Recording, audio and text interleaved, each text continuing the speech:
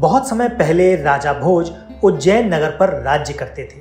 राजा भोज आदर्शवादी, सामाजिक और धार्मिक प्रवृत्ति के न्यायप्रिय राजा थे। समस्त प्रजा उनके राज्य में सुखी व संपन्न थी। संपूर्ण भारतवर्ष में उनकी प्रसिद्धि दूर दूर तक फैली हुई थी। उन्हीं के समय से चली आ रही कहावत कहाँ राजा भोज और कहाँ गंगू तेली आज भी जनसाधारण को प्रभावित करती है। उज्जैन नगरी में कुम्हारों की एक चर्चित बस्ती थी। इस बस्ती के कुम्हार मिट्टी के आकर्षक और मनमोहक बर्तन बनाते थे। उनके द्वारा बनाए बर्तनों और आश्चर्यजनक कार्यों को दूसरे राज्यों में बड़े ही सम्मान से देखा जाता था। यही कारण था कि इस बस्ती के सभी कुम्हार संपन्न और सम्मानित थे। कुम्हारों की इस बस्ती के आसपास मिट्टी के छोटे बड़े टीले थे, जिनकी मिट्टी बड़ी सुगंधित और चिकनी थी। राजा भोज के शासनकाल में प्रत्येक व्यक्ति संपन्न और सुखी था। कृषि भी होती थी और किसी भी प्रकार की कोई कमी न थी। इसी बस्ती में कई वर्षों से एक गडरिया भी काम करता था, जिसका नाम सूरजभान था। सूरजभान के घर से ही कुछ दूरी पर उसका एक घनिष्ठ मित्र रहता था। दोनों पड़ोसी होने के साथ साथ एक दूसरे से इतना प्यार करते थे कि एक दूसरे के लिए अपनी जान तक दे सकते थे। लेकिन एक बार छोटे बच्चों के मध्य झगड़े को लेकर दोनों में अनबन हुई, तो दोनों की दोस्ती दुश्मनी में बदल गई। लेकिन सूरजभान ने अच्छे अवसर की तलाश कर फिर से दोस्ती को सहज बना दिया। लेकिन दूसरे गांव का एक व्यक्ति उनकी दोस्ती से नफरत करता था और उनकी दोस्ती तोड़वाना चाहता था, किंतु उसे कोई मौका नहीं मिल रहा था। सूरजभान और उसके दोस्त को उस व्यक्ति के ईर्ष्यालु स्वभाव की कोई परवाह नहीं थी। वे दोनों 10-10 आदमियों पर भारी पड़ सकते थे। दोनों बड़े आराम से गांव के आसपास के क्षेत्रों के लोगों के पशुओं को चराया करते थे। एक दिन कुम्हार जब मिट्टी खोद रहा था तो मजबूत ईंट, मूर्तियां और घर गृहस्थी का बहुत सारा सामान निकल आया। समस्त राज्य में यही चर्चा थी कि वहां कभी किसी राज का दरबार था। वो महल भयानक भूकंप के कारण देखते ही देखते तबाह हो गया। धीरे धीरे इस मिट्टी के ऊंचे टीलों पर कुम्हारों ने अपनी बस्ती बना ली। इसका मुख्य कारण यहाँ की चिकनी और लोचदार मिट्टी थी। सूरजभान का एक लड़का था, जिसका नाम चंद्रभान था। चंद्रभान की सामाजिकता में अपने पिता के पद चिन्हों पर ही चल रहा था। वो भी अपने पिता की तरह लोगों की भलाई करता और सभी से मैत्रीपूर्ण व्यवहार किया करता था। जब लोग टीले की खुदाई करके उसमें मिलने वाले सामान को उठाकर ले जाने की कोशिश करते, तो चंद्रभान उस सामान के बारे में कहता कि धरती माँ से प्राप्त वस्तुओं पर जनता का ही अधिकार है। कोई भी व्यक्ति इन सामानों को व्यक्तिगत नहीं मान सकता और ये सभी में बराबर बराबर बंटनी चाहिए। लोग उसकी बातों का उपहास उड़ाते थे और मूर्ख कहकर उस पर हंसते थे। चंद्रभान शरीर में तो कमजोर था, किंतु दिमागी ताकत में वो किसी से कम नहीं था। तो प्रत्येक दिन टीले पर चढ़ जाता और लोगों को खुदाई में मिलने वाले सभी सामानों को बराबर बराबर हिस्सों में बांटता। धीरे धीरे लोग उसका सम्मान करने लगे। उसका ये स्वभाव देखकर कुछ लोग स्वार्थवश उससे नफरत करने लगे। कुछ लोग कभी कभी उससे नजरें बचाकर टीले से मिट्टी खोदकर मूल्यवान वस्तुओं की चोरी जैसा कार्य भी करने लगे। मगर सबसे बड़े आश्चर्य की बात तो ये होती थी कि जब चंद्रभान को चोरी से खुदाई करने वाले लोगों का पता चलता, तो वो उन लोगों से सामान वापस लेकर सामान का पुनः बंटवारा कर देता था। धीरे धीरे चंद्रभान के इस तरीके की चर्चा पूरे राज्य में फैलने लगी। गांव के समस्त लोगों ने उसको अधिक सम्मान देना शुरू कर दिया। चंद्रभान की सभी बातें ज्ञान ध्यान की होती थी। वो लोगों को टीले पर एकत्रित कर लेता और उन्हें ज्ञान ध्यान की बातें बताता। सभी लोग ध्यान लगाकर उसकी बातों को सुना करते। कभी कभी गांव के लोगों के बीच अन्य गांव के लोग भी शामिल हो जाया करते और उसकी बातें सुनकर राज्य के अन्य लोगों से भी चर्चा करते। चंद्रभान जब टीले से उतरकर अपने घर की ओर जाता, तो उसका व्यक्तित्व तो सभी लोगों को आकर्षित करता था। चंद्रभान हमेशा की तरह प्रत्येक सुबह उस टीले पर चढ़ जाता और आने वाले लोगों की बातें सुनता और कुछ ना कुछ समाधान प्रस्तुत करता था। उसकी बातों को सुनकर सब अमल करने लगे थे। एक दिन चंद्रभान ने आने वाले लोगों से एक सवाल किया कि हमारे राज्य का राजा कौन है। तो कुछ लोगों को राजा का नाम तक याद नहीं था, किसी किसी ने तो उसका चेहरा भी नहीं देखा था, बल्कि एक ने कहा, जब हमारे गांव में राजा आया तो पूरे गांव की फसल सैनिकों के आने से बर्बाद हो गई और पूरे गांव को साल भर भूखा मरना पड़ा। चंद्रभान ने लोगों की बातें सुनकर कहा, राजा वो होता है जो मुसीबत के समय ही काम नहीं आता, बल्कि मुसीबत आने से पहले ही कुछ ना कुछ बंदोबस्त कर देता है। लोगों के मन में चंद्रभान की बात कुछ अटपटी लगी कि उसको राजा भोज के विषय में कुछ भी नहीं बोलना चाहिए था। गांव के लोगों की समस्या सुलझाना एक अलग बात है और पूरे राज्य की देखरेख करना दूसरी बात। अब गांव वालों को डर लगने लगा, यदि चंद्रभान की बातें राजा भोज तक पहुंच गईं तो इसे अवश्य ही फांसी पर लटका दिया जाएगा। गांव के सभी लोगों के चेहरों का रंग उड़ चुका था। वे सभी सोच रहे थे कि अगर किसी ने इसकी बातों को सुन लिया और जाकर राजा से शिकायत कर दी तो चंद्रभान के साथ साथ गांव के सभी लोग भी राजा का अपमान करने के मुजरिम माने जाएंगे, क्योंकि सभी गांव वाले भी अपने राजा के विरुद्ध उसकी बातें सुन रहे थे। बस्ती वालों के दिल में डर बढ़ता जा रहा था। एक एक करके सभी बस्ती वाले धीरे धीरे उसकी चौपाल में कम जाने लगे।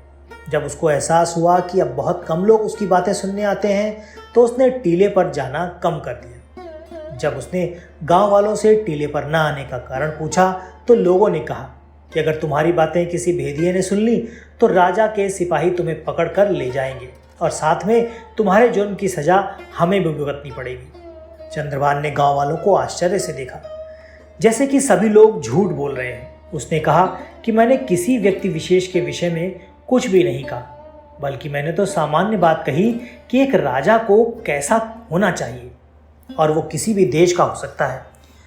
यदि मेरे जैसे सामान्य व्यक्ति के अनुसार अगर हमारा राजा भी उन विषयों का पालन नहीं करता तो तब भी मैं अपनी बात पर अटल हूँ।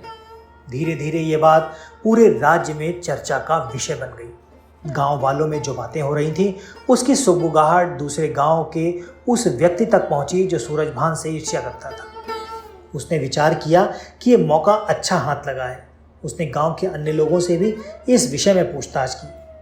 उसने सोचा कि सूरजभान से बदला लेने का इससे अच्छा अवसर और कोई नहीं हो सकता।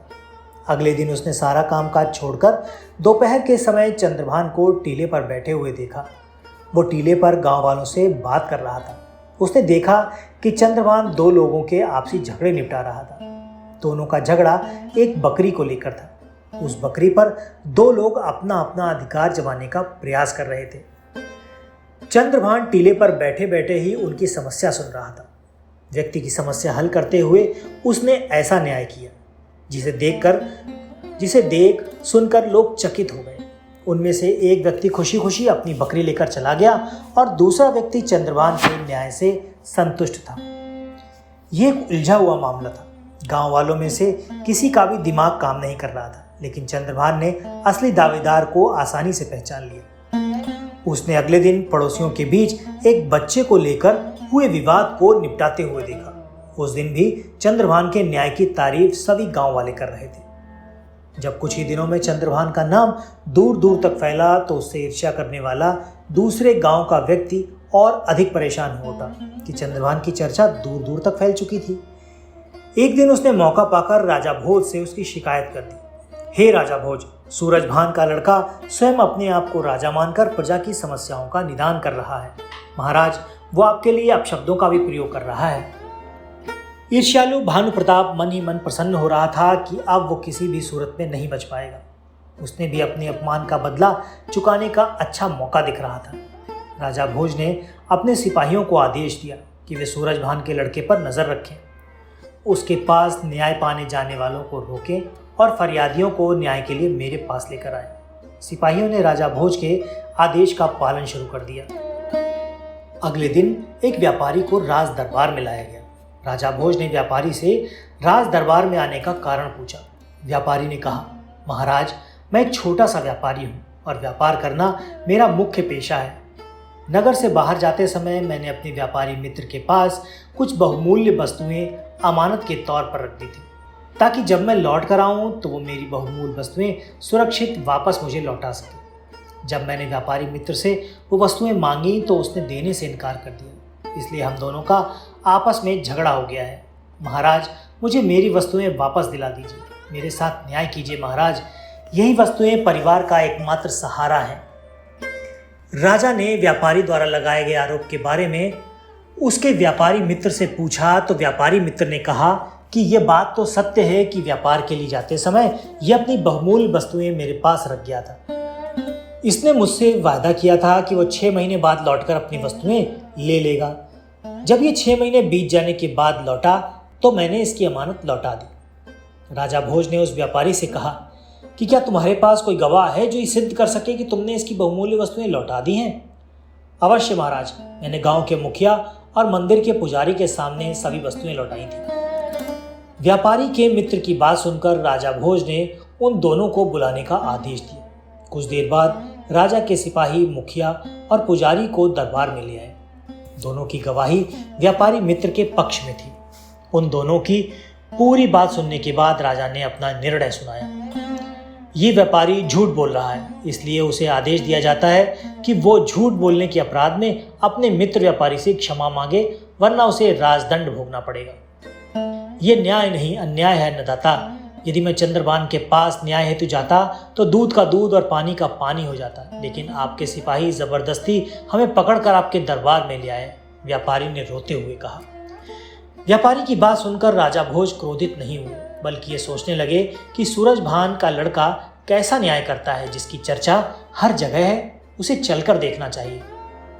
राजा भोज ने कहा, अगर तुम दोनों मेरे न्याय से असंतुष्ट हो तो जाकर उसी से न्याय मांगकर देख लो।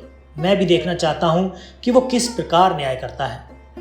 राजा भोज की बात सुनकर व्यापारी और दोनों गवाह भी उसके पीछे पीछे चल दिए। बस्ती के सबसे ऊंचे टीले पर हमेशा की तरह चंद्रभान पहले से ही बैठा हुआ था। गांव के लोग उसके इर्द गिर्द जमा थे।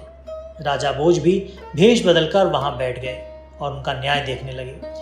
व्यापारी ने चंद्रभान को जब अपनी विपदा सुनाई तो उसकी बात सुनकर चंद्रभान तेज स्वर में बोला, न्याय करने के लिए राजा होने की आवश्यकता नहीं, न्याय का अपना दृष्टिकोण होता है। यदि न्यायपूर्ण दृष्टिकोण हो तो कोई भी किसी भी समय सही न्याय कर सकता है। यदि मेरे वश में होता तो राजा भोज को यहाँ बुलाकर दिखाता कि न्याय किसे कहते हैं।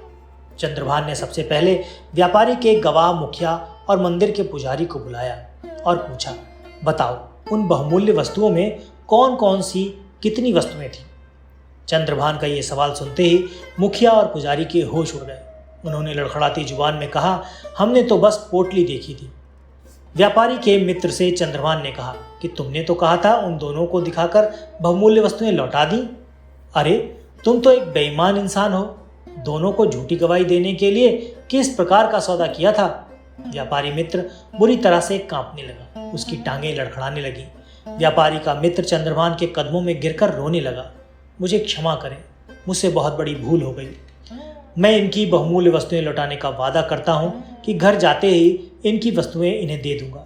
राजा भोज ने देखा कि सूरजभान का लड़का चतुर और न्यायप्रिय है। राजा उसके न्याय करने का ढंग देखकर काफी प्रभावित हुए और अपने राजमहल वापस आ गए। वो रात भर चंद्रभान के बारे में सोचते रहे। अगले ही दिन उसने चंद्रभान को दरबार में बुलाया और कहा, मैं तुम्हारे न्याय करने के तरीके से काफी प्रभावित हूँ, लेकिन एक बात हमारी समझ में नहीं आई। कौन सी बात महाराज? चंद्रभान ने हाथ जोड़कर राजा भोज से पूछा। तुम अनपढ़ हो, एक मामूली चरवाहे हो, फिर भी इतना अच्छा न्याय कैसे कर लेते हो? ये सब उस टीले की करामात है महाराज। जब भी मैं उस टीले पर बैठता हूँ तो मुझ में ना जाने कौन सी शक्ति आ जाती है। मैं वहाँ बैठकर सही न्याय कर लेता हूँ, बाकी जगह तो मुझे कुछ बोला भी नहीं जाता। राजा भोज ने काफी सोच विचार करने के बाद अपने मंत्रियों से विचार विमर्श किया।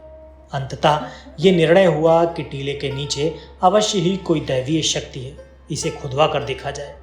अगले ही दिन सैकड़ों मजदूरों ने उस टीले की खुदाई की। बहुत गहराई तक खुदाई करने के बाद मजदूरों को एक सिंहासन मिला। वो राज सिंहासन था।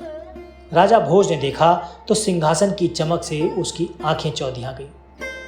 उसके सामने सोने, चांदी व रत्नों से जड़ा हुआ बहुमूल्य सिंहासन था। राजा भोज के आदेश पर सिंहासन को राजमहल लाया गया। सिंहासन को साफ किया गया। सफाई के बाद वो और निखर गया। इतना सुंदर सिंहासन अभी तक किसी ने नहीं देखा था। सिंहासन के चारों ओर 8-8 पुतलियां बनी थीं। पुतलियां इतनी सजीव लगती थीं मानो अभी बोल पड़ेंगी। राजा भोज ने इस सिंहासन पर बैठने के लिए एक दिन निश्चित किया और इस दिन दरबार में जश्न सा माहौल बना। राजा भोज जैसे ही सिंहासन पर बैठने के लिए आगे बढ़े, तभी सिंहासन में जड़ी सभी 32 पुतलियां राजा भोज को देखकर हंसने लगी। राजा भोज ने सहम कर अपने कदम पीछे खींच लिए और उन पुतलियों से पूछा, पुतलियों, तुम मुझे देखकर एक साथ क्यों हंस रही हो? राजा भोज का प्रश्न सुनकर एक पुतली रत्नमंजरी राजा भोज को कुछ बताने के लिए आगे आई और इस तरह शुरू होती हैं 32 पुतलियों की 32 मज़ेदार रोचक शिक्षाप्रद कहानियाँ। अपने अगले वीडियो में हम सुनेंगे पहली पुतली रत्नमंजरी की पहली कहानी। आज की वीडियो में इतना ही। अगर ये कहानी आपको अच्छी लगी तो वीडियो को लाइक करके चैनल को सब्सक्राइब कर दीजिएगा। मिलते हैं अगले वीडियो में ऐसी ही किसी रोचक कहानी या फिर लोक कथा के साथ। तब तक के लिए आपका धन्यवाद।